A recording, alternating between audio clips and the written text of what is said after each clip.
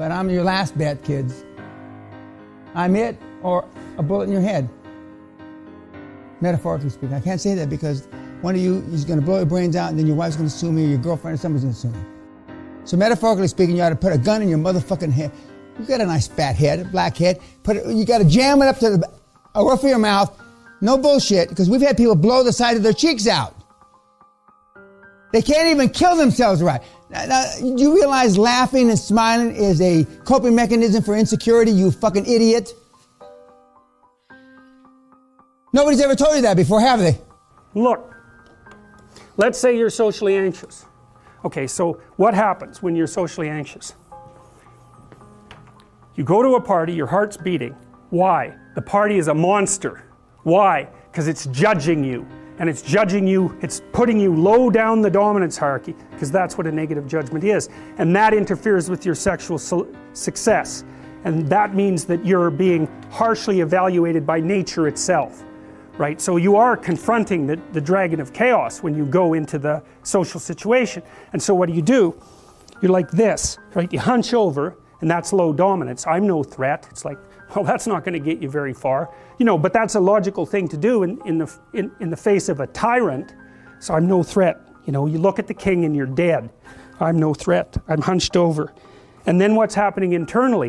What are people thinking about me? What are people thinking about me? Am I looking stupid? Am I looking foolish? Geez, I'm awkward. I hate being here. Man, I'm sweating too much. It's all internalized, right? It's all self-focused.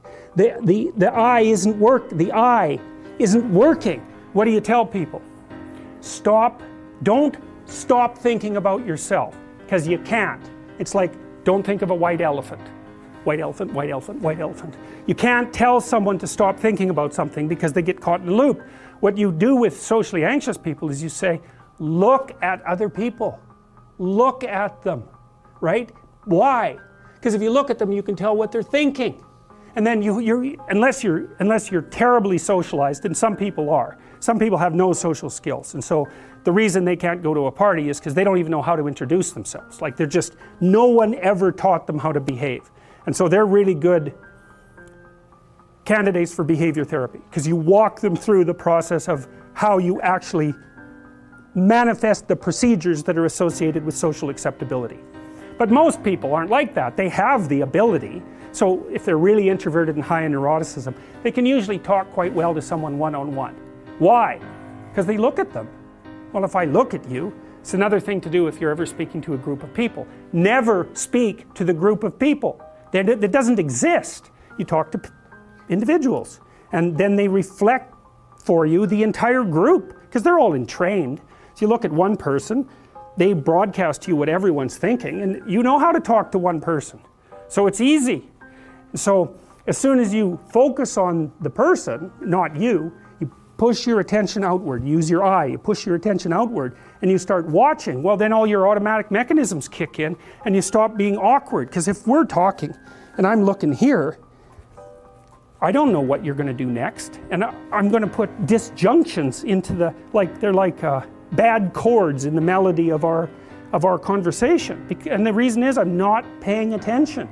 So that's why the eye is the thing at the top of the pyramid. It's like the thing that enables you to win the set of all possible dominance hierarchies is the eye. Pay attention. Pay attention.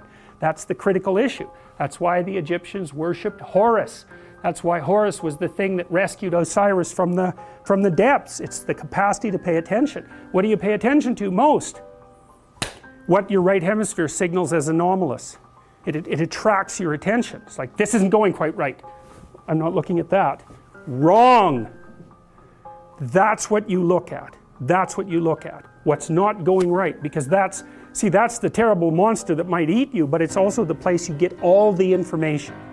So that's why it's useful to have discussions with your enemies, because they will tell you things you do not know. And that's such a great thing, because if you don't know them, well, you're not very smart, are you?